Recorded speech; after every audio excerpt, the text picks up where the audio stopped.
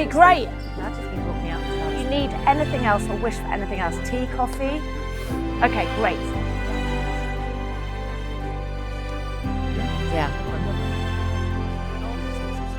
Yes. So, Alain de Botton, modern day philosopher. What I love about what you want to do is you want to bring these big ideas to the general public in a way that we can all digest and understand them. You were co-founder of School of Life. How many years has School of Life been going? We started in 2008. I mean, that is such an amazing organisation, and the good that they've done has been quite extraordinary, and the reach that it's had. And I'd like to talk to you today, particularly because of the reason that I started this podcast, which was, the idea was potentially that I should do this podcast about menopause and midlife, because that's what I'm sort of well known for. But I said, actually, I'd rather do it because I want to try and help people get to a place where they have loved the life that they've lived, or they've lived a life that they've loved, and that they can die and let go happily and die knowing that they've had a great life with no regrets. And how do we do that? Sometimes we have to begin again. And if I could just interview you non-stop for 5 days, I think I'd have the answer. And we could end begin again and we'd be done. Well, we could speculate together, but I like that very much, the idea that you need to get to a place mentally to cope with your external circumstances. That was really, if you went back to the Stoic philosophers of ancient Greece and Rome, that's precisely what they thought philosophy should do. It should be about training your mind to cope with whatever external circumstances you're facing. And it sounds very odd because nowadays we very much believe that we should be changing the external circumstances, but sometimes you can't, particularly in relation to death. That's one of those immovable obstacles you cannot, get past. And therefore, the idea that you have to meet that external obstacle with a change of your own mindset. And I mean, it's not just death. There are lots of things which are outside of your control, and you face a choice. It's either you're going to get run over, have to commit suicide, end life, or you will somehow have to cope. And it is amazing what happens to people at those points of juncture. When suddenly they think, everything was going to be about that, and actually I'm going to have to go here. How can I cope? And you think you can't cope. And I think you can almost measure somebody's sort of evolution as a human being for how many times they've come up against those obstacles and have dealt with it. And let's not gloss this over. We're talking here about, it often happens at night, middle of the night crises where you think, I cannot go on. This thing is bigger than me. I'm jumping out of the window. And I think, a lot of us, probably many more of us than we think, I'll include myself in that, have been in those places. And how do you then cope? How is there dawn? I'm really interested in dawn, D-A-W-N. Dawn is the return of sunlight. It's the return of perspective. Hope. At 4 a.m., it's so dark. You just can't tell what the answer's going to be. Your brain is not firing correctly. All those bits of the mind that are responsible for imagination, creativity are kind of switched off. They're sluggish. And you just think it's over. And then dawn comes and there's a light over the landscape and there's a little bit of hope. There's something there that you're going to make it. You're going to find it's not optimal. It is not where you want it to be, but you're going to find a way through. And these are amazing moments. And I know when I meet somebody, I think I'm meeting somebody now, who's been there. You pick it up. You think, okay, they've been there. They know what that is. I think that's what it is to be an adult. I mean, there are 12-year-olds who've had to deal with that. Yes. And there are 50-year-olds who haven't. Yes. My kind of people have, and I think they're probably watching, and this is the place for them. And we need those places. And out of that comes laughter. Let's not forget there's a lot of joy when you've known that kind of bleakness. My goodness, joy becomes important. And sweet things and tender things. You will never look away from a cuddle or a bit of dark chocolate or a sunny day. These things assume a momentous importance because you've known the dark stuff. I think this is such an important message to try and get across to people who have an abject terror of facing a problem or dealing with a problem, because I think a lot of the darkness that comes when thinking about letting go of your life, because we're all terminal. Yep. we're all going to die. We're all dying. Yeah, We're all we dying. can't avoid it. I'm dying now. No, Yeah. you've always been dying since the day you were born, you know. That it would be awful to look back and think, I didn't do that thing because I was frightened. And not only that, what you lost out on was the joy that you were just talking about. And I love the idea of fear, because of course we get held back by fear. And we have this kind of basic timidity. What happens if I call them and they weren't interested? What happens if I pitched an idea and it was rejected? What happens? And really at those moments you need to think, what's the true emergency? The true emergency is death. That's the ultimate emergency. Compared with that true emergency, that thing you're a little bit scared of doing on a Monday morning, forget it. You know, it's a tiny thing. Give it a shot. What does it matter? Make a fool of yourself. You know, at the School of Life, we always have this thing that confidence is not born out of telling people, you can do it, you're wonderful, you're beautiful. It's saying we're all idiots. We're on a planet of 8 billion people. We're What all other idiots, options I love are that. there? What other options are there for you? So if you're really scared about, I might look like an idiot if I try that, don't worry. That was decided a long time ago. It was decided by the highest authorities. You are an idiot already. So you've got nowhere particular to fall. Go for it. I love, because you've said before in talks that, you know, be weird. Like, don't be afraid to be the silly one that goes for the thing that doesn't work. You know, it's interesting, the weird thing, because we all little kids are very weird. Age 2 or 3, kids are so strange. They want to eat odd things. They want to put their hands in strange places. They think they're this or that. And it's madness. And then by 9, they're starting to get a lot less weird. By 15, they're doing what everybody in the class is doing. And they're completely boring. That's why teenagers are so boring. And then, hopefully, it gets better and better. And by the time you're 89 or 122, you're completely weird. By which I really mean you're loyal to what it's actually like to be human. And most of the time, the story we tell ourselves about what it's like to be human is an abbreviated, cliche, dried out husk of an actual account of what it is to be us. And so the best people just go, you know what? And it happens in small ways and large. Think about entertaining, right?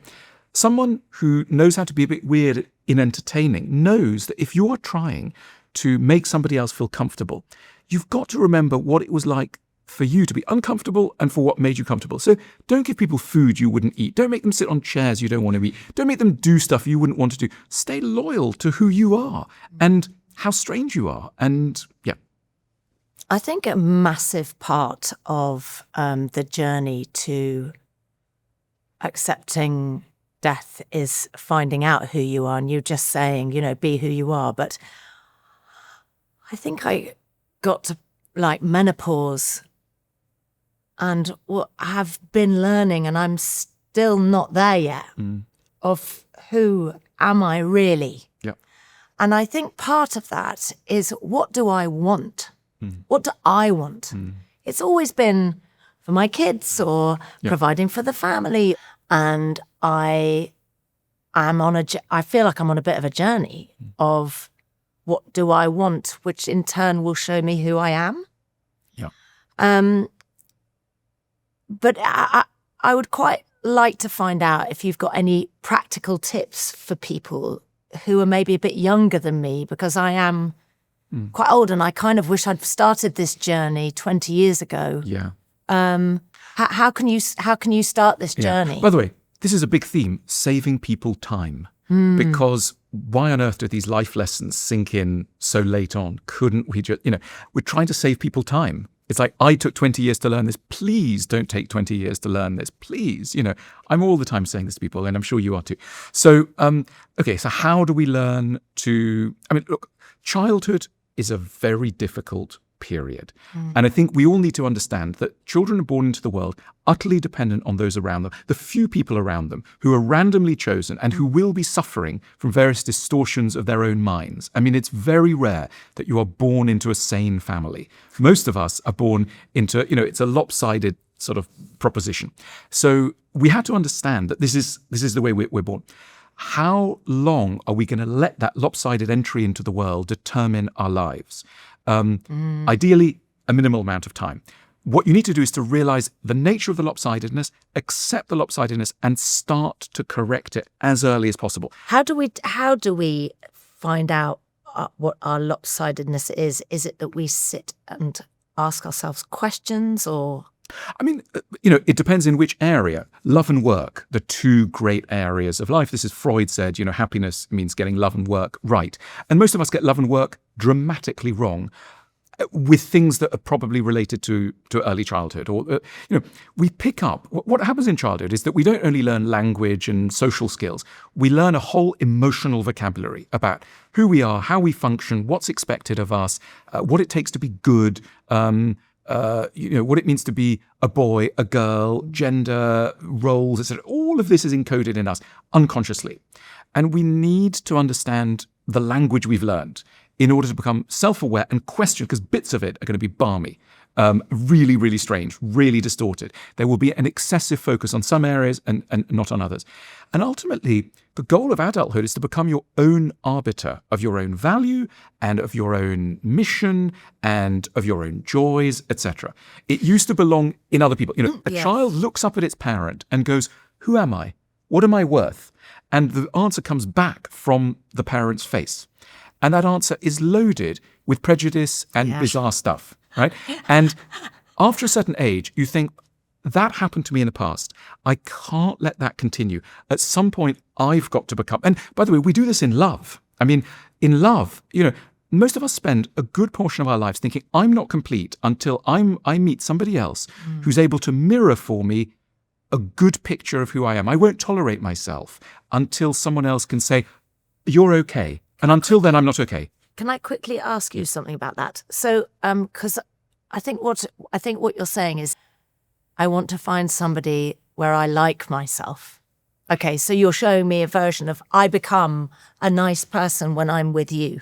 I give you power of attorney over my worth. I give you the power to decide whether I'm a good person or a bad person. Think about loneliness. But shouldn't we know if we're a good person or Of course. Yeah. But of course, that's not the history. So let's be compassionate towards the history, because we've come from a place where we take our school grades to our parents and go, what am I worth? Am I a good person? And maybe there are good evolutionary reasons why that's the case, but the point is, how long do we want to let that continue? Yes. At some point, we have to seize the reins and go, now I'm an adult. And part of adulthood means not surrendering my power to decide my worth always to random external authorities. I mean, again, in relationships, people get into terrible trouble because they stick around people who beam back a terribly negative image of them. And they go, I've got to spend another decade persuading this person that I'm a worthwhile human being. Yes. And you think, no, you don't. If you are not getting back an image that you like and that broadly, agrees with your sensible reasons for your own assessment and sense of worth, get out.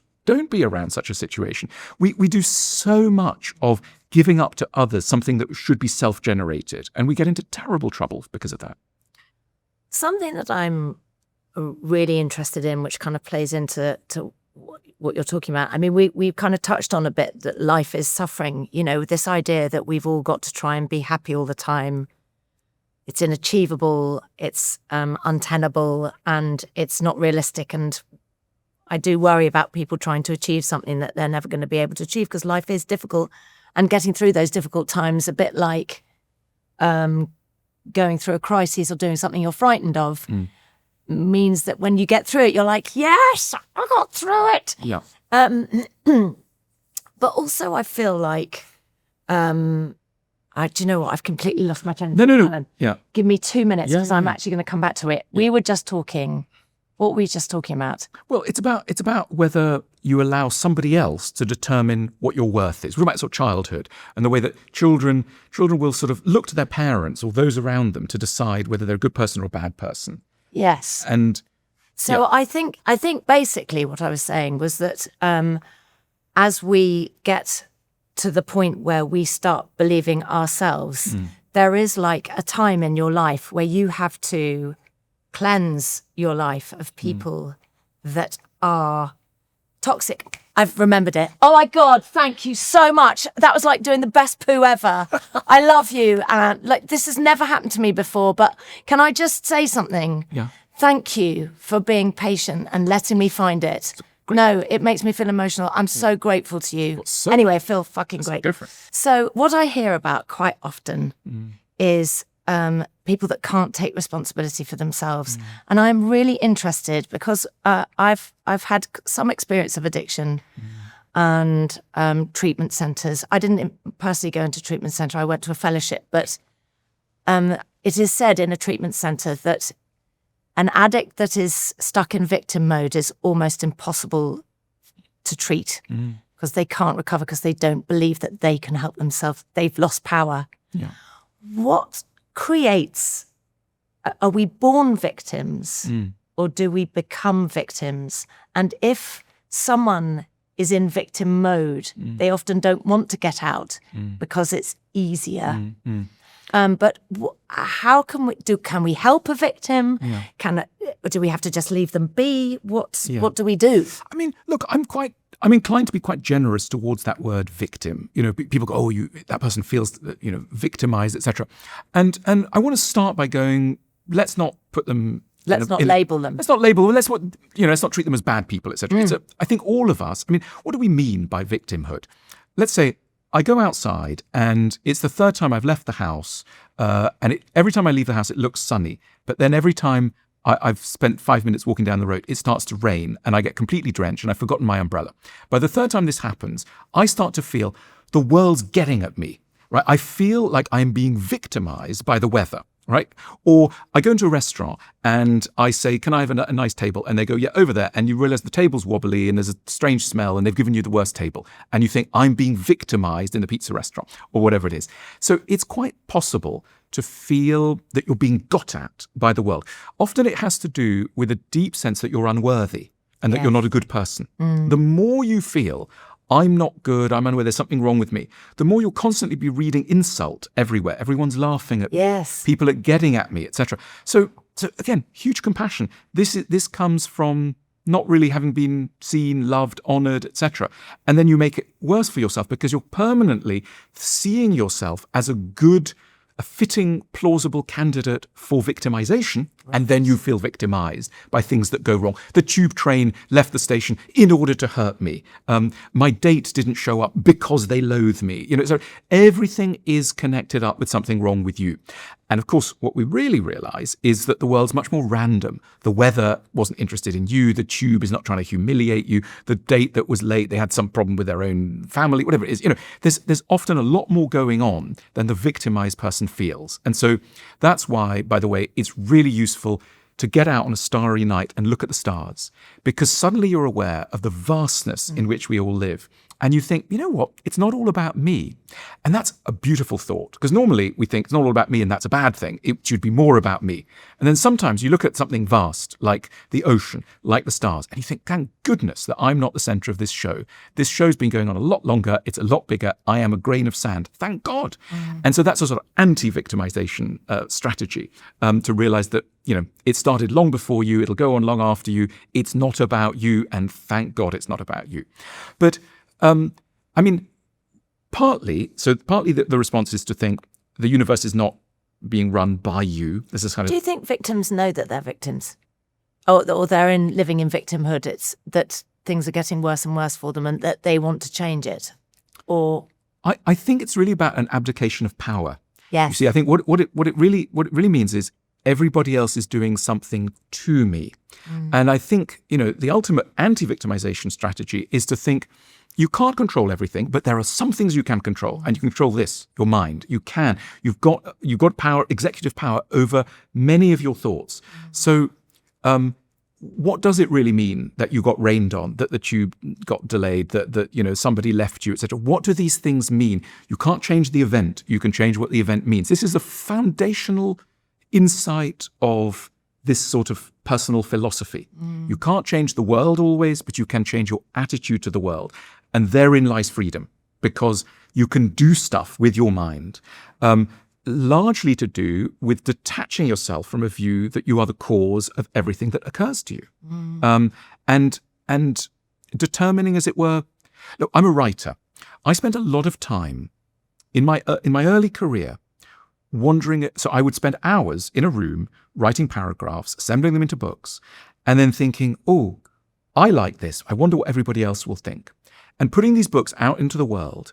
And I used to have complete traumas around reviews, getting reviewed by people. Because if you think about what a review is, it's condensed. I mean, it's a little professional issue, but it has global applicability because all of us are being reviewed. All of us are books that are being reviewed. And, reviewer A didn't like it, but reviewer B liked it. And I'd weep about reviewer A and celebrate, on and on it would go. A total oversensitivity to the views of others. Now I'm like, can we say fuck it on your show? Right. Fuck it is a very important philosophical proposition. To be able to say fuck it to many, many things is a route to adulthood.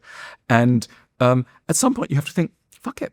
My worth, the worth of what I've written, is not determined by person A or B's response. I know the worth. Let me be the decider of that. And thereafter, who cares? It doesn't matter. And we can do this over so many other things. We are not totally at the mercy of external verdicts. It takes a long time to learn that. I feel like nature, the universe, whatever you believe in, gifts you the fuck it button as you enter hell, the older, like the latter part of your life. Yeah, I see what you mean. In order to cope with the latter part of, finding or beginning that stage of your life. And also, I feel like aging, wrinkles, aching, bones, sleeping less, is kind of rose tinted with the fuck it button. Like Absolutely. Everything becomes better. So let's face it, very linked to fuck it is laughter. Yes. Laughter is unbelievably. Laughter is the thing that fills the gap between hope and reality. Hope up there. Wait, say that one more time. Laughter is the thing that fills the gap between hope and reality. You can take that. I've just thought of it now. But it's, there's a zone, right, between what you're hoping for and what life serves up. Yes. And you can either fill it with tears or you can fill it with laughter. Yes. Let's try and fill it with the richest kind of laughter. I mean, there's plastic humor where no one laughs. It's not funny. The rich humor gets rich and real when it's up against the darkness. Yes. When basically you're thinking, okay, I could jump or else not, but, I'm going to make a joke instead. It really is an alternative gallows humor. The humor that you make on the way to the gallows. It's the best humor. We've mentioned suicide a few times, but actually suicide at this time in people's lives is real. Many, I know, perimenopausal women take their own lives, and we know that men at midlife, it is often for women in terms of perimenopause, it can be a time of grieving. For men, it can be a time of going back over your life. And I see a lot of men, male friends of mine, trying to unpick what they've achieved and the feeling of darkness that comes over them when they never became the rock star or it's a letting go of things. Yep. How can people navigate that?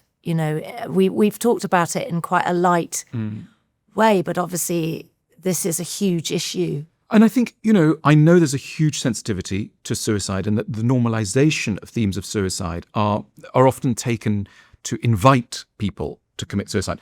I can see that, and I can see that that's a risk. I also think it's hugely important to get the topic on the table. Yes. In order partly to destigmatize it and in order then to make sure that people don't choose that road. If you don't look at it, you can't advise people not to choose it because everyone's so scared of it. So let's look at it. People reach points, anyone intelligent who's suffered serious setbacks in love, in work, in family, etc., in health, may reach certain nights, long nights of the soul, where they are thinking, should I be here or should I not? And that is normal. It's it's not a sign that anything's gone wrong. It's a sign that you are, deeply engaged in the business of living. And so there's nothing wrong with you. The question is then, what do you do? And I think that to make a choice to say, I could go down the fatal road or I could choose life. Up till now, life has been chosen for me. Now I'm going to choose it. I'm going to choose it consciously. I'm up against awful things, which would, one could understand why one would think, now it's over. But I'm not going to do that. I've decided that even though there is so much darkness, I'm going to orient myself towards the light, and I'm just going to make a bloody-minded decision to stick here until the end. Until the end. Not because it's totally joyful, in fact, because it's hell in many ways, but because I've decided, and I'm going to stick with my decision. I'm going to keep going. And that's a very legitimate path that people can go down. And, anyone past the age of 40, let's say, has probably got large areas of their life that have not gone as they would have hoped. You're going to be living in clown cuckoo land if you really, if everything's really gone well. You married your childhood sweetheart, that's gone all well. Career's brilliant. So, yeah, there are those people. I'd be terrified if that was me because I'd think it's coming. Like at some point, Maybe. bless these people. It's amazing. It's like, talking about privilege. This is true privilege. And Yes. there's an elite of, and great. They're probably quite soft because they have not been battle tested. They're a ship that's never been in the water. But, good for them. They're probably not watching. So for the people who are watching and listening, something major has gone wrong. By the way, this is why friendship, post these disasters, it becomes so much richer. It is really something that you can be getting on with when you connect with somebody else. Because you're like, I've been in hell. Have you been in hell too? You're great, fantastic. I mean, two people who've been in hell, this is a fantastic basis for a friendship. I'd really like to quickly talk to you about friendship because I think often in midlife, as I said, sometimes we are letting go of old friendships. We're building new friendships. Maybe we've changed. Maybe we've experienced something. But you say something really lovely about how you can forge a friendship and what is needed for a friendship. Could you just talk through the kind of major thing that you have to be with someone in order to become friends? Look, I think you have to share your suffering. Yeah. That's what friendship's about. Sharing suffering. It's like you're holding hands through the valley of darkness and you're thinking, it's shit, isn't it? And the other one goes, yeah, it really is shit. But we like each other and we're going to support each other. And it's beautiful. That's when friendship reaches, it goes from being a sort of, luxury add-on to being an absolutely essential bedrock. And some of the reason why people have to let go of friendships is because their friends are not on the same page about suffering as they are.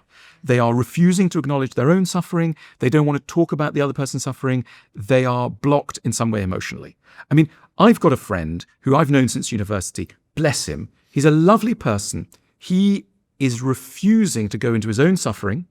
He is standing on the kind of threshold of a certain brittle optimism. I can't go any further with him. And so out of loyalty, I see him. We connect. We don't really connect at depth. Other friends, as time is going by, the friendships are getting richer because they're bringing more and more of themselves to the table. They're going, you know what? My sex life's not great. I'm feeling impotent. I'm no longer turned on. Money's a problem. I'm feeling humiliated by my children. I don't like my children. I don't like my job. I feel like an imposter. I've got panic attacks. I feel so ugly. This bit of my body's failing me. Blah, blah, blah. On and on it goes. These are gifts. We talk about, shopping. It's going to be Christmas, etc. Don't give a bloody present. Give a problem. Give a problem. Give the gift of vulnerability and sorrow and grief. That's what it is. That's a bridge to another person. Can I just say, you've just blown my mind. Give a gift of vulnerability. Absolutely. Oh my God, I bloody love that for Christmas. Yeah. Do not wrap anything in a thing. No. Bo, give someone a bit of what the pain of being human. That's the gift. That's the gift. So much. Yeah. It's so interesting because, it really makes me think of these friendships that I've forged with friends, with girlfriends, that I've known for decades. And sometimes I am guilty of just trying to share the good moments. Yeah. I'll think, they don't want to hear about that. Like, they've probably had a lovely day and it'll be a burden. And, we'll be here for hours if we start talking about that. But it's a gift. Yeah, it's a gift. This is such a great way of looking at it. Yeah. I mean, I love that. Friendship is so important to the quality of life. As our relationships, I think I heard as a stat, and it may have come from you, in fact, about 60% of your happiness as an adult comes from your relationship. Is that correct? Look, it can do, but let's think about that, because I think I'm coming to a new view on this. I'm divorced. I got divorced a couple of years ago. How long had you been married? I've been married 20 years. So I was exactly the same. Right. 7 years ago, I got divorced. I'd been married for 18 years. Which is, by the way, anyone who's come through something like that, it's an enormous thing. It's a really complicated thing. And we, of course, live in a very romantic culture that associates happiness with a partner. And not just a partner who understands you, who reads your soul, who's on the same page as you, over small things and large, etc., etc. And on it goes. And our demands of relationships are beautiful, but they're very exigent. They're very, very high. And they get us into trouble. And so I think a lot of people are walking through the world with the following view. Love is incredibly important. And for me, love hasn't quite gone right. Maybe they're in a relationship and it's a bit scratchy. Or they're out of a relationship and they can't find the one. They're not able to find that word. Do you? Well, I'm very compassionate towards the longing for the one. I'm not averse to thinking about the one.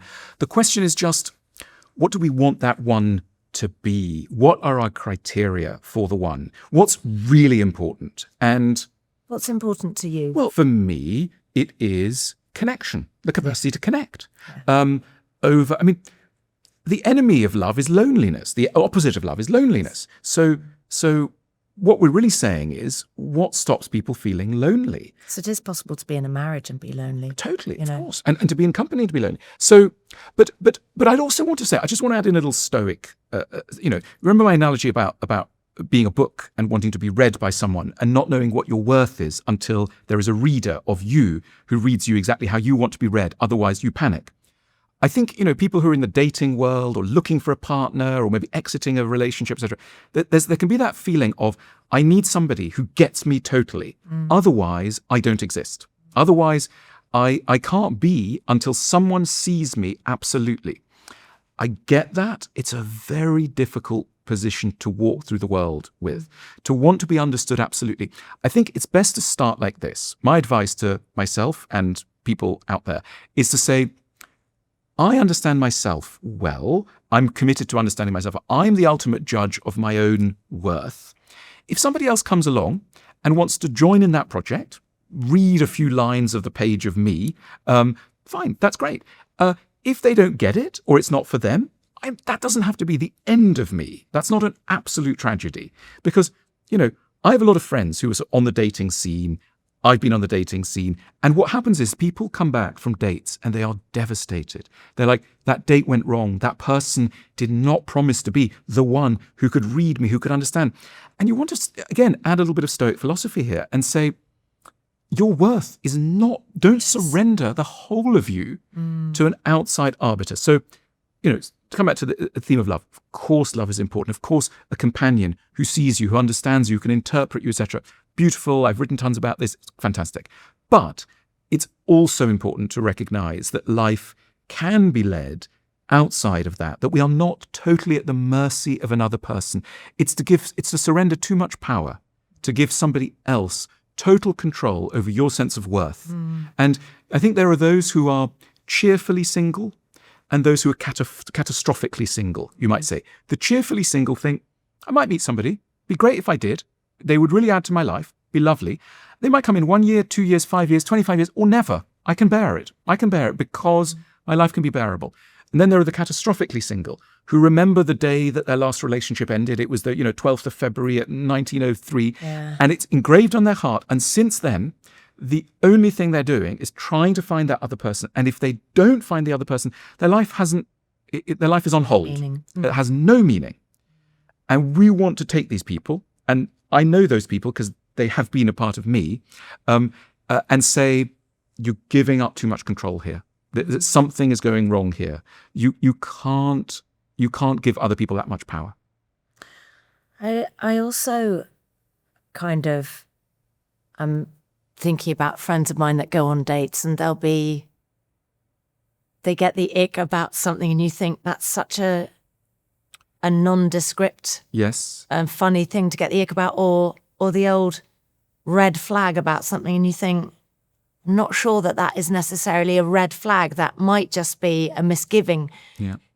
And I think that one date, a 2-hour dinner, you can't do it. You've got to go back for a second one at least. I agree. And also, it's a big theme for me to constantly harp on this point. So let me harp on it about it here. We think that people are interested in love, and we think we live in a romantic culture where people are dying to get into relationships and be loved. Half the story at best. The true story is that there is an incredible terror of love, and that people are as assiduous in running away from love as they are apparently devoted to running towards love. A lot of the time, what people are doing is finding reasons why love is not going to be for them and is not going to work. Why? Why? Yeah. Because love places us in an incredibly vulnerable position. Yes. And if love has burnt you before, maybe in childhood, when children are loved by their parents or should be loved, and often they get their hearts broken. Little children have heartache and heartbreak. They don't know it. We don't recognize it as such. But, if you're a child and mummy and daddy doesn't quite love you, you are broken inside, right? And you take that breakage into adult life. And it means that when an adult, pitches up and says, here I am, I'm ready to love you, you go, oh, on one hand, that's wonderful. On the other hand, oh, I feel a bit sick. Oh, I've just realized that, you look like playing golf, or aren't wearing the right T-shirt, or whatever it is. You try and reach for some reason why this most beautiful but also appalling and terrifying spectre, which is to be loved, is not possible. Brief analogy on prison camps. Let's imagine you've been brought up in a prison camp. You've been restricted in your diet. You've had a very calorie-restricted diet. Your stomach has shrunk. You have not been able to absorb the nutrients that you needed. Suddenly, the prison gates are opened. You can go out into the world and eat anything. You're invited to a banquet, beautiful grapes, fruits, etc. on the table. What do? You can't absorb it. You are sickened by it. It is too rich. It's too much too soon. And I think that some of what goes on when people hit the dating world is someone comes along and goes, I like you. I want to understand you. I'm on your side. I'm whatever.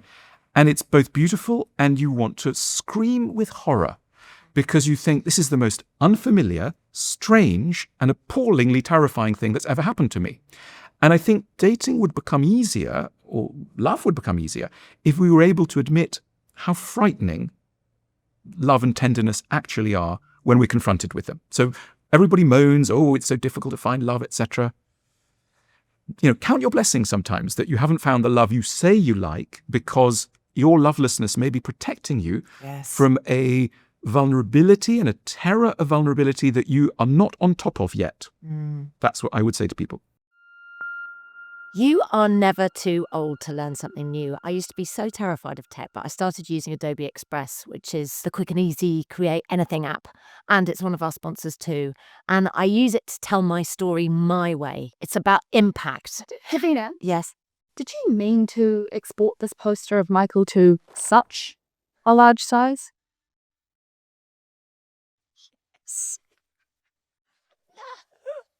As I was saying, it's never been easier to bring your ideas to life. Yes. Just checking. These stickers that say ready to wear, they're also for you too? Yes, those are for me. Merchandising is an important revenue stream. I work with Stephen Bartlett. I'm an entrepreneur. Look, whatever your business, side hustle, or random, I've got an idea moment is, Adobe Express gives you everything that you need to design it, share it, and make it real. So head to adobe.ly/Davina to get started. Did she really use the generative AI to turn the cats into DJs? She loves Adobe. I actually cried when you talked about give little you a hug for coming up with all these brilliant strategies to handle the way your life was going. Yeah. And these strategies carry on into later life and manifest, don't they, in the weirdest ways. And this is the basic thing. I'm a psychotherapist. I trained in psychotherapy, it's a late in life thing. But one of the things that you learn in therapy school, and it's a very basic thing, lots of your viewers will know it, listeners will know it, but it's really the idea that if you look at most of the crazy stuff that people are doing as adults, drinking too much, being too superficial, being too deep, sabotaging themselves, all the crazy psychological stuff they're doing, almost always you can trace a line back to those behaviors and a version of those identical behaviors in early childhood that served a person well. Somebody disassociated in early childhood. Yeah. That could be a really great thing if your father's an alcoholic and your mother's depressive. Yeah. The ability to cut yourself off from your emotions, brilliant. You worked that out at 5. At 5, you worked out that not feeling is a good strategy. You're a genius, literally genius. This is genius level. Problem is, as so often is the case, something that got you through from 0 to 10 then continues from 10 to 20, 30, 40, 50, and you're still doing it. So you're pitching up at 40 in a relationship and you are disassociated. Fantastic back then, now disaster, your marriage is going to collapse, etc.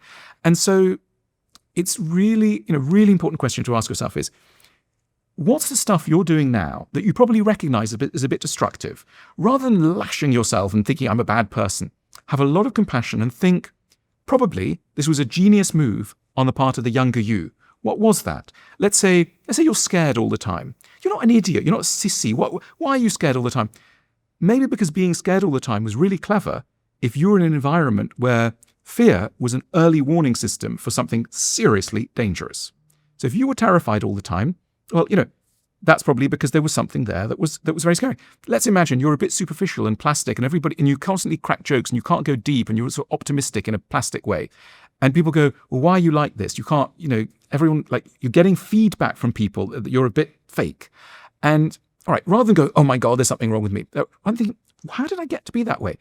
Children of depressive or angry parents often become comedians, because it's so difficult around them. What do? You learn to make jokes, to appease, to get people, to be on your side, etc. And that's fantastic. You become the playful kid, and that's great. Age 7, 8, 9 gets you through it. By the time you're 40, and every time there's a serious moment or a possibility of seriousness, you have to crack a superficial joke. You're missing out on the marrow of living, and people around you are going to drift away from you because they're sensing, I can't get through to this person. So always look, what's the problem in your life now? How might that problem have been related to a solution that you had worked out as a child? Sounds simple. I mean, it's the work of a lifetime. Yeah, but as in so many of these things. I feel like that's part of the joy of living, is working yourself out. I know, but I mean, isn't it terrible? When I think about my life and other people, you think, what did you learn from 30 to 40, 40 to 50? You can put it on a postage stamp. I learned not to give too much advantage to other people. I learned to say no to people, etc. And that sums up a decade. Yeah, I learned to say no to people. And you think, why didn't I learn that sooner? Yeah, it's so funny. There are just, I mean, we need to laugh. We are incredibly dumb creatures. We're beautifully dumb creatures. Yeah. And we just, like a cow that's just led patiently through an obstacle course, we don't learn fast. It's unbelievably slow. You just talked about saying no. Yep. Saying no is one of the greatest lessons I've ever learned. I mean, it sits on such a rich area, this saying no, because saying no is also linked to saying yes. What it really means is having an accurate sense of what you feel, which is not, see, little children don't know what they feel very easily. They're very dependent on the outside world. I was on holiday recently, and there was a kid bawling its eyes out, and the kid was saying, I want to go home, I don't like it here. And the mother said, but you're happy here. We've just come to Greece and we're on holiday, and we spent a lot of money to be here. You're having a nice time. And the kid stopped crying. And I thought, ooh, gosh. I mean, everybody was trying to be a good person, but there was something quite complicated going on here, which was a narrative. Sometimes you hear parents saying to children, but you are happy, it's your birthday. And the kid's going, I'm miserable, it's my birthday.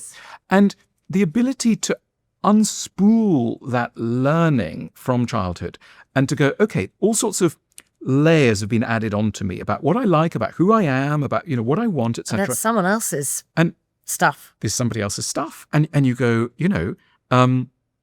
there's a lovely quote from the American essayist Ralph Waldo Emerson, where he says, in the minds of geniuses, we find our own neglected thoughts. In the minds of geniuses, we find our own neglected thoughts. In other words, when you read a poem or a book or a prose poem by a so-called really clever person, a genius, what you'll often find is something you think yourself, your own but neglected thoughts. You're like, oh, that's a bit of me that I'm just finding in somebody else. Now, how come we've ended up in a situation where your own thoughts you're no longer in control of them, and somebody else tells you them? Why? That's because we are alienated very often from our own truest thoughts.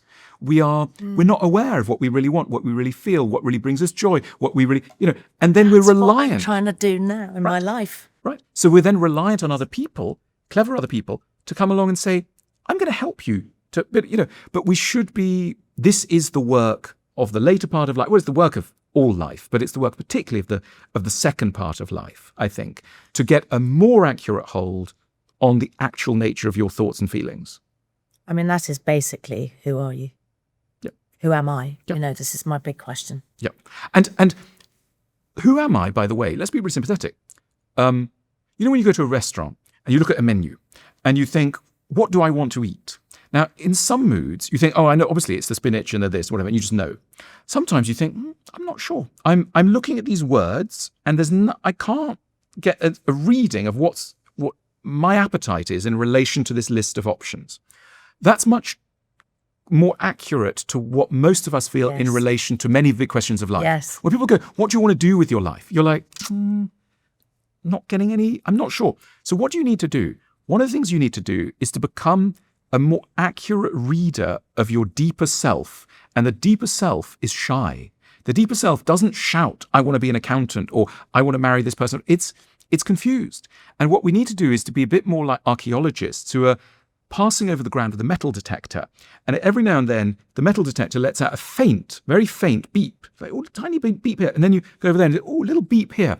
And these beeps are little beeps of interest, of liveliness, of engagement. But they're a bit sporadic. They're a bit like, there was one over there, one over here, one on a Monday, one on a Wednesday. And it's not like a burning thing of like, this is your mission, son. No. It's this is so right. And what you need to do is to take these little fragments, like a careful archaeologist, and assemble them in the back room of your mind into something that will be a plausible mission. Like, oh, okay, I've been studying myself for a long while.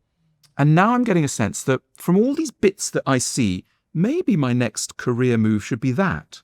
That's not a burning, like I've known from the beginning that it's that. It's a slow assemblage of things. And in other areas too, I mean, even pleasure.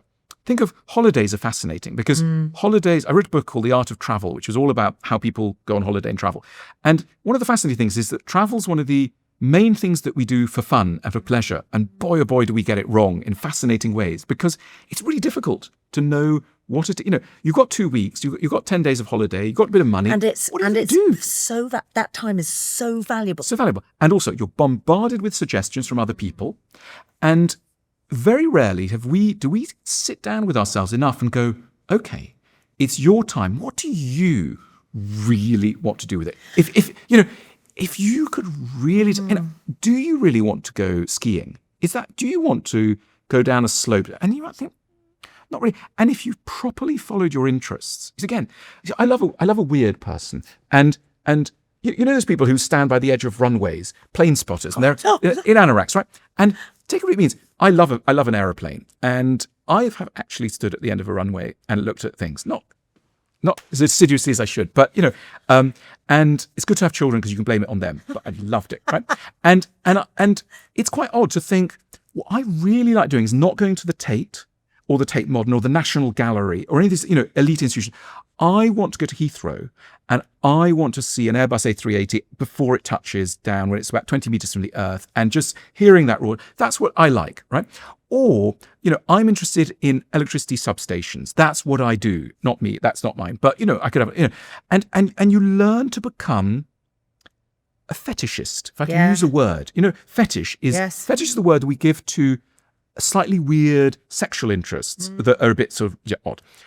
We're all fetishists, but we need to come out of the closet about our fetishes. And those fetishes include things like... You're embarrassed. Yeah, the fetishes might include things like, I really like a hot bath. And having a hot bath is the big thing. And that's what I want to do all the time. Or I want to eat a certain kind of food that no one thinks is great. Or I want to go to a certain place.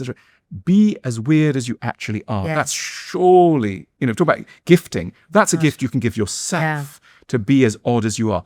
And, by the way, we were talking about relationships and dating. When you arrive on a date, there can be a terrific impulse to go, oh, I'm normal. And are you normal too? Oh, yes, we're both very normal. We're just two wonderfully normal people. Great. Have a lovely time. Ultimately, what you want is not a chance to be so-called normal. You want a chance to make your weird meet somebody else's weird. So, yes, take people into the slightly odder parts of you, because that ultimately is what a friendship or a relationship should be about.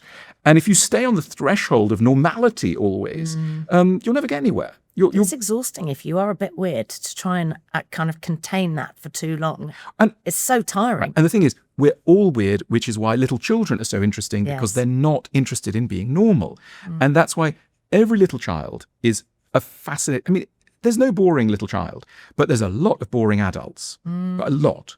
And what makes an adult boring? We're always asked at the School of Life, what makes someone interesting? Be as weird as you actually are. Right? That is the route to being, take a reading of who you are and show that to another person. You will be interesting. People often say things like, just when they're getting interesting, people go, oh, I'm sure that's going to bore you. or I don't want to bore you with that story. And you want to go, no, that's the interesting bit. No, you've been talking nonsense, or I don't want to hear about your new sofa. This is the lively bit. This is the bit. There's some life here. Carry on. You know what I mean? That stuff. I'm kind of thinking a lot about people and their gorgeous weirdness, and also where that comes from. I think you can be gloriously weird when you feel safe. For me, a huge part of getting older and feeling good, I'm also in a really good, healthy relationship. But we'd been friends for 20 years. Nice. So I think that was a good big grounding. Yeah. You know, like when I think of people that are trying to make a decision about a relationship from one date, I think that's so difficult. I had 20 years. I knew the very bones of this man. Like I know the way he thinks, everything about him. But I've been on an amazing journey to feeling safe in myself. Yeah. And I didn't feel safe as a kid. Yeah. And but what has really helped me every now and again is so I can only be my true weird self when I feel safe. Yeah. And when I don't feel safe, I feel like I have to lock that bit of me away because I need to conform to be with like everyone else because I don't feel safe. And I think it's a really important part of being safe sometimes to know that at other times you're not safe. Yes. And it sounds a bit weird because that phrase, feeling safe, we can mock it, etc. Some people do, because we're not talking here about somebody who's going to murder you or whatever. It can be that, but most of the time we're talking about emotional safety, right? And there are people around whom you feel safe, and around people, and I think, for example, the people I feel safe around with, I think you're not going to lose your temper arbitrarily. You're going to receive what I say with tolerance and imagination, etc. And there are other people around whom you constantly have to walk on eggshells. And, they've got crosses to bear, they've got problems, blah, blah, blah.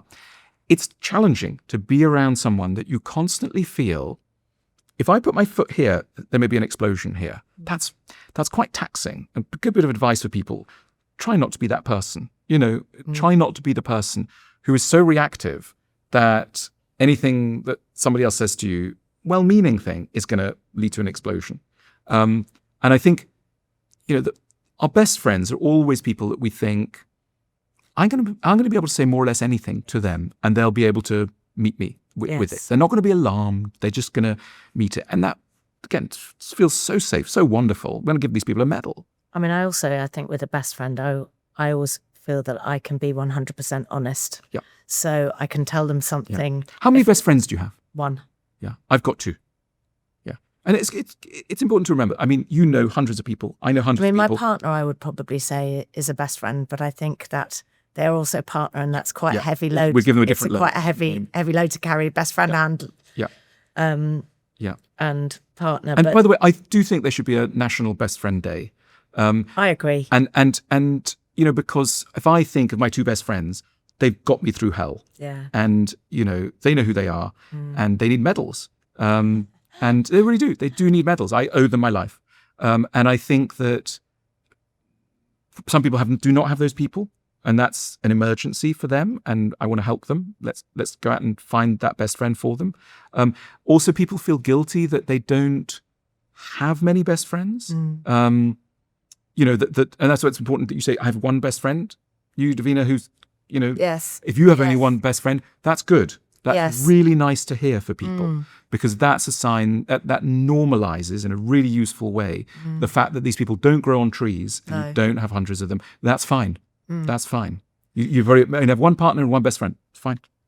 I mean, I was very, very lucky, and I quite like to talk about therapy and the value of that, because I had my first bit of therapy when I was 15. Yeah. And my parents felt that it would help me to talk to a third person that wasn't connected to the family. And actually, it was amazing for me. It was a very good experience. But I have one person now who I met when I was 50. Yeah. And I spoke to for a year. Yeah. When trying to understand divorce. how I was going to handle that. And I've stayed in touch with her, and she's been brilliant. And so I could contact her and go, I've come up against a wall with something. Please, could you see if you've got an appointment in the next couple of weeks? It's not urgent. Yeah. See other people that are urgent, but I would love to unpick something with you. And I think it will take one session. Yeah. And I can speak to her on the phone, and we can literally crack out a solution. But what I'm trying to ask you is, for many people, they might go and see someone and they go, I didn't like them. Yeah. I didn't like therapy. I'm not going to do it. Yeah. And actually, it's so difficult to find your person in therapy. Can we just? I'm glad you say that. I'm glad you say that, because it's so important for people to know that there are many bad therapists out there, and that there are many therapists who are maybe good, but not for them. That those are two categories. Yes. Because otherwise, the alternative is that people think there's something wrong with me and I'm not made for therapy, which is almost always not the case. So a lot of bad therapists and a lot of therapists who are not for you.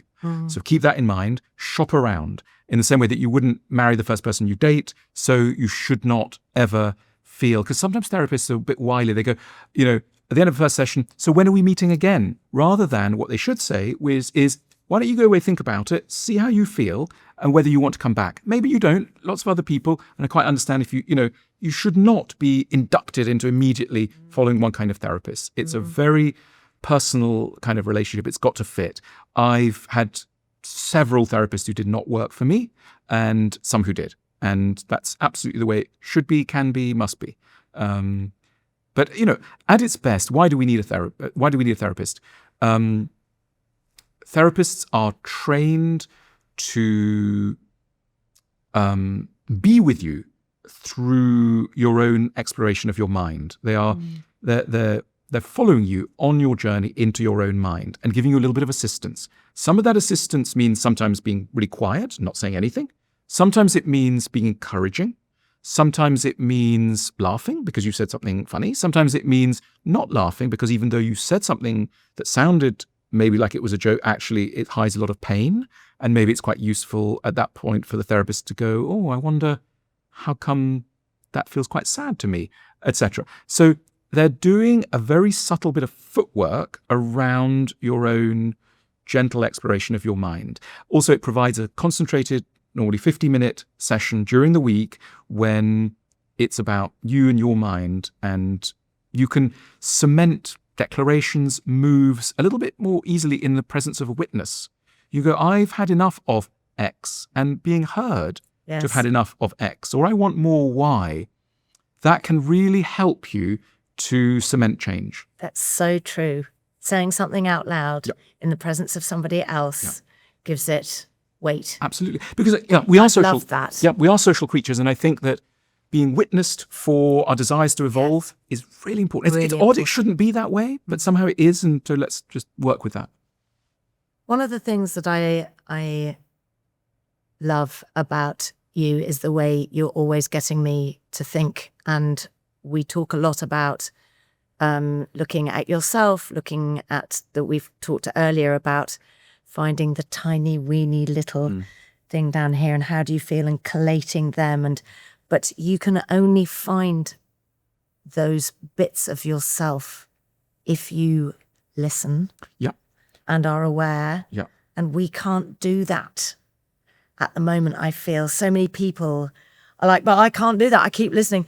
But we can't do it because there's so much noise. Absolutely. Everywhere. Which is, look, humans have been aware of this ever since we invented monasteries and nunneries. What were monasteries and nunneries? I mean, take away the sort of heavy religious bit of it. It's really born from the insight that if you're in a city, I mean city is a metaphor, a busy place full of humans, you will not be able to direct your thoughts inwards. So the people who built the great monasteries wanted people to leave, some people to leave at certain points and go into a community that is quiet, that promotes introspection, that gives structured moments in which you can look inside. And we need to remember that tradition because it gives us a sense of the kind of efforts we might need to make in order to go inside ourselves. We might need, as it were, metaphorically, to go to a monastery, which might mean clearing Sunday evening of all distraction and lying in a bath or in bed with a notebook beside you and thinking, right, I'm going to try and make sense of this relationship or this career hurdle or this not with my friend or whatever it is. I'm going to try and make sense of it. And to be aware that there are two parts of you, an observer self, a conscious self, and an unconscious self. The unconscious self is vast, and the observer self is tiny. I can sometimes compare it to, a person with a little flashlight, and they're like looking around inside a vast library. That library has got volumes in which is inscribed everything you've ever thought, every image you've ever seen, every person you've ever met. And most of these books are sunk in darkness. And you need to go into the stacks, into those library stacks, and pick out the volumes of yourself in order to try and read key passages that hold a clue as to what you should do next.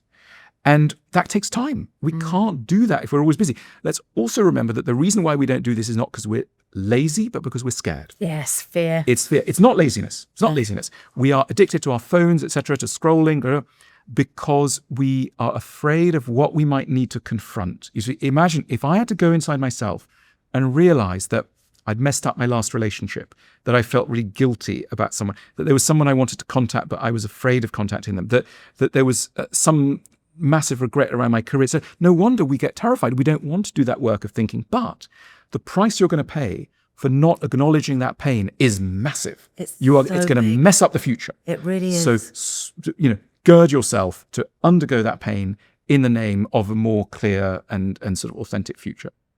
And I wish I had. It would be regret, I feel like, is one of the worst. If you're not going to do it, then just think, well, I'm just not going to do it, and making it a decision. Don't let it become a regret later in life. Let's also hear it for regret. I think we've got this model of not wanting to regret. And of you want to hear it for regret. Yes, I love that. I want to hear the fact that, though of course we must do everything to minimize our regrets, and we really must. We must do everything. I mean, listen to your show and do everything and do the work and go to therapy and all that. Of course.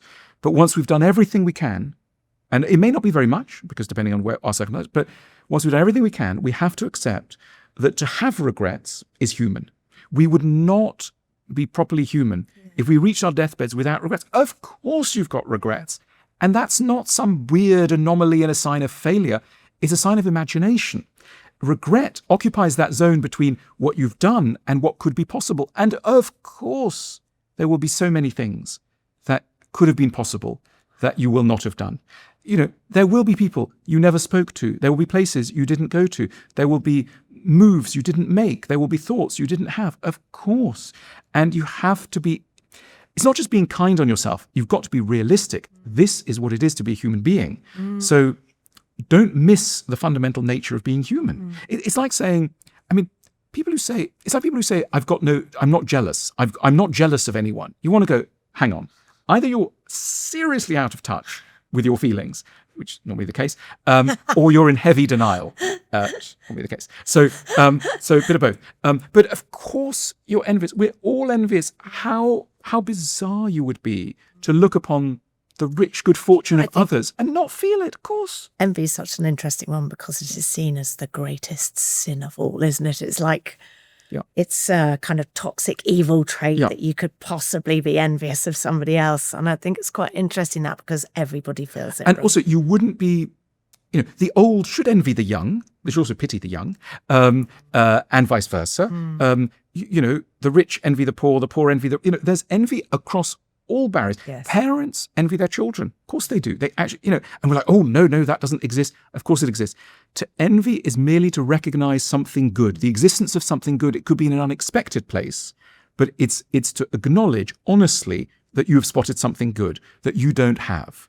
And that should be happening to you every day. If you're alive and in touch with reality, you'll be thinking, hang on a minute, why don't I have that pair of shoes, that relationship, that money, that house, that thing? Because life is very, we know about political inequality, but my goodness, there's inequality across all things, across so many other different playing fields that don't have political parties associated with them. But think of the massive inequality of satisfaction in life. Think of the lottery of health, of beauty, of intelligence. These are all things in which are radically unequally distributed through society.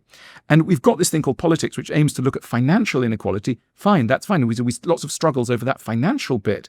But think of all the other massive areas of inequality for which ultimately there isn't political restitution most of the time. You can't found a political party to rectify the maldistribution of intelligence or something. So there's unfortunately going to be endemic disparities in levels of satisfaction, therefore envy, therefore regret. I think one of the other really kind of toxic feelings that I wouldn't want to die with would be resentment or anger towards somebody. And this idea of forgiveness. I remember when I was estranged from my mother in the end, and she was living in South Africa, and she was dying in South Africa, and I'd made a choice to not go to her, and it felt like in my own head and my heart that I'd let go of I think it was anger. But anger. But it felt nice to do that. But in a way, she wouldn't have received it. In my head, she received it. And I guess a regret possibly of mine is that she knew how I felt. That's interesting. I've never said that out loud. Yeah, it's such tricky territory because I wonder how it lands with you, but I know that we're supposed to forgive. And yet I think a lot of us know behaviors, maybe in a parent, maybe in an ex, maybe in someone who came across, that we think that's just endemically shitty. Yes, it's really difficult. And what do we do with that? I think it's too Hollywood to go, I love you anyway, or it's beautiful, or whatever. It's like, no. Because actually they are awful, or it was awful. It was awful, and it's kind of no excuse. So then there's the question of, right, what do we do with that? I mean, there is a way in which, of course, it chews up your life. That's what I mean. Right. And so how do you stop it? Yeah. How can you die without it Right. ruining your life? Yeah. And I do think then you require a dose of sort of salutary pessimism of going, they were my parent, and I carry it as a wound forever, that parent who should have been there for me did not act as they should. I can't reinvent my notion of children and parents. I can't pretend that something was that wasn't, or wasn't that was. I don't want to twist my sense of it. I've got to stay loyal to my feeling that something went really badly wrong here. And I can't just give a Hollywood ending to this. The question is, how does one act next? And I do think then there's a way of looking away, just saying, okay, I refuse to keep looking at that. I'm just going to look at other things. I know it, I've seen it, I've wept, I've done the work. Now onto something else, because life is short, and there are other people who do not have this issue. I let it go. There is a certain dignity in sometimes just saying something awful here. Just park it. I just move away. I don't forgive it. I understand it. I'm not naive about it. I'm just going elsewhere, thanks very much, to protect yourself. But of course, at some point, everybody reaches that state known as adulthood, where whatever tragedy they suffered, you think, okay, you had the power that is in an adult to take responsibility, to change, to not pass it on. So huge compassion for what you went through, but did you really need to do that thing? And then did you really need to, over many years, maybe, not say sorry, not properly acknowledge, not properly go into it? Is that forgivable? Maybe not. Maybe not. Alain, I just got to say, like I feel like I know your work, but in a really comfortable and eye-opening way. You've made me look at lots of things differently. I particularly will be enjoying my silences over the next few weeks and ruminating. Oh, can we just finish? Yeah. I'd like to round up on dawn. Let's think about when the light of the new day comes and what that brings for you. That we are creatures of cycles and moods, and we forget it about ourselves. We tend to think that what we think is fixed and fixed forever. And that hurts particularly when what we're thinking is quite dark. We think that's forever. No, it's not. It's a mood. It's a weather. There's weather, constantly weather. And so though it looks rigid, though it looks like it will never shift, it will. It's shifted before and it will shift again. And when you're in a very happy mood, think, yeah, there'll be some dark weather too. It's just the mobile nature. We're made of water. Most of us is water. We're viscous. We think of ourselves as like something fixed and rigid. We're not. We're constantly mobile. We change. And there's beauty in that too, an acceptance of, just as the weather's constantly got patterns of shifting ups and downs, so too the human mood is. And if we can accept that about ourselves and others, we'll be somehow lighter about the changes we keep needing to go through. And if anybody is experiencing a very, very dark moment, I'd just like to say, if you're living in the UK, that we are heading into autumn and then into winter, and dawn comes at an acceptable time at this time of year. Yeah. Actually to experience a dawn and watch it happen is a time of great hope. And that there is renewal again. We're going into another season.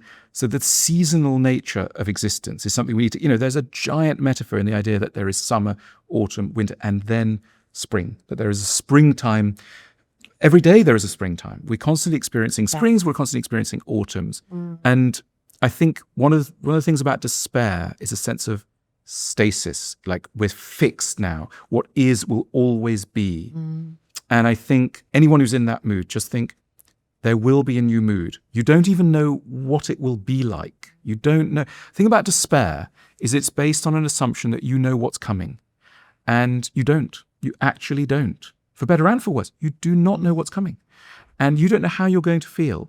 So surrender sometimes to thinking, when you've tried everything else and you can't make progress, think, I don't know where to go next, but I'm just going to ride this rapid. I don't know where I'm going to wind up. I'm just going to keep going today. Don't know how I'll feel this evening. I'm just going to keep going. And tomorrow and the next day, I don't know where this is heading, but I'm just going to keep on going on this journey and see where I'll wind up without any prediction. And that is just keep on keeping on. There's a really nice expression in Anonymous Fellowships of just for today. Absolutely. That we just keep it in one day. Absolutely. And that there's always an end to this day. Absolutely. And tomorrow there's a new dawn, a new day, new potential. Yeah. Let's see what that brings. So beautiful. So true. Thank you. Alain, I'm going to come over. Are you a hugger? I wasn't for ages, and now I've become a full hugger. I'm coming in. We'll do I'm it. coming We'll in. do it. I'm coming in. I'm going to, like this. Oh. Good.